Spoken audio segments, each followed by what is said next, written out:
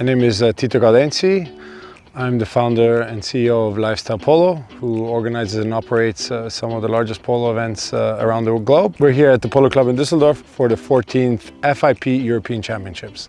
I grew up in polo all my life playing, but also my father created some of the most memorable events that we know to date. I mean, he started snow polo in St. Moritz in 1985, the first beach polo together with the 𝗣𝗥𝗘𝗡𝗦𝗔𝗣𝗢𝗟 tours in Dubai. And so not only was I around the polo, but also the sport, but also around the events and the marketing of it. So at an early age, I wanted to get into it and create my own company. The first event that I then took over was, and was one of the founders, was in 𝗣𝗥𝗘𝗡𝗦𝗔𝗣𝗢𝗟, the snow polo. And we have since done some events all over the world, including annual events like still 𝗣𝗥𝗘𝗡𝗦𝗔𝗣𝗢𝗟. We have the beach polo World Cup in Miami. We do one-off events like here for when we partner with Otto and the Polo Club.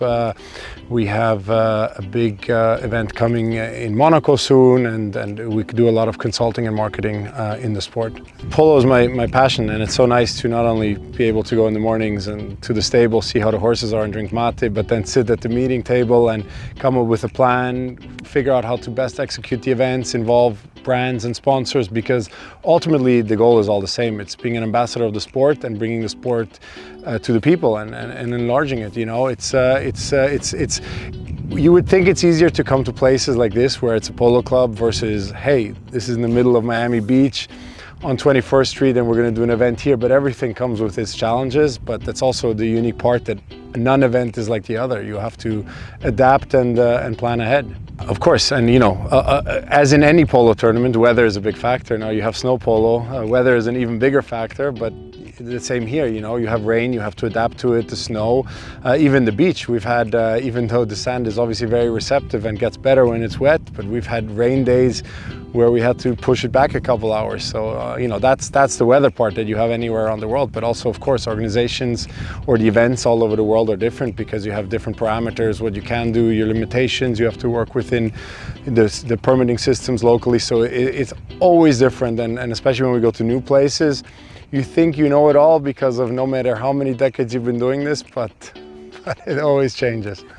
You know, it's, for me, I always used to say, I wouldn't be doing all the work to organize an event if I wouldn't be able to play in it. I'm lucky to, you know, for my handicap, still be able to play all around the world and have a lot of polo opportunities. So it's a great combination. Of course, sometimes it's difficult because you have to balance. One moment you're in the middle of the organization or talking to your main sponsor, and the next moment where others have the whole morning to get ready mentally for the game, you just have to flip that switch. But I love it. I wouldn't have it any other way. And then what better perspective than, you know, being on the horse on the field and seeing everything that's built and that you've been part of. I think that's always the nicest key moment that is worth all the stress and the hard work. Yeah, no, it's long days when you do both, you know, because you have 2 or 3 jobs. Like, I'm also managing the team, captaining the team here to play, but the same heading the organization for the event. But yes, early evenings other than events, but there's nothing better than to wake up early, go to the barn, see the horses, drink some mate, and do it again all over. I wouldn't have it any other way. We have quite a few projects on the table. It's one thing, projects that you're looking at versus you actually execute. So, you know, when I was young, I was invited to go and travel all over the world to let's try to do an event here and there. Obviously now with age, maturity, and with a lot of experience, we pick and choose the projects right, because we really want to have long-term commitments and annual deals. You see that in all our events. I mean, in 𝗣𝗥𝗘𝗡𝗦𝗔𝗣𝗢𝗟, for example, we have our title sponsor has been with us for 22 years. That is amazing, not only for polo, but sport or sponsoring world, period. So that's very important. So we really have a lot of projects that get brought to the table, and you know, we really work through the ones that are good for the sport, are good for the people, the players, and the horses first and foremost, and then of course also bringing new sponsors into the game, both to play but also to sponsor an event. So it's really it's a fun thing to find the right projects and focus on those. The club's beautiful.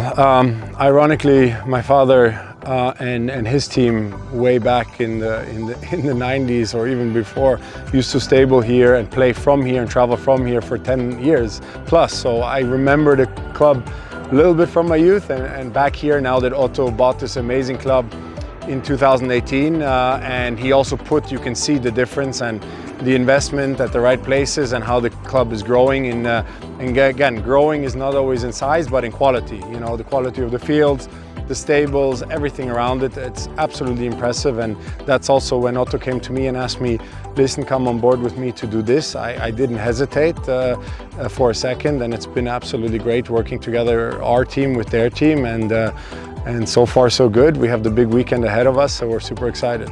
Language is good, yeah, that's the one thing. Listen, I was fortunate to grow up in Switzerland for the very young age and grow up with multiple languages, because here you speak, you know, in the stables it's Spanish, then with some players it's English, then the meetings are in German, and then we have a couple other languages, but we try to stick to 4 or 5 a day.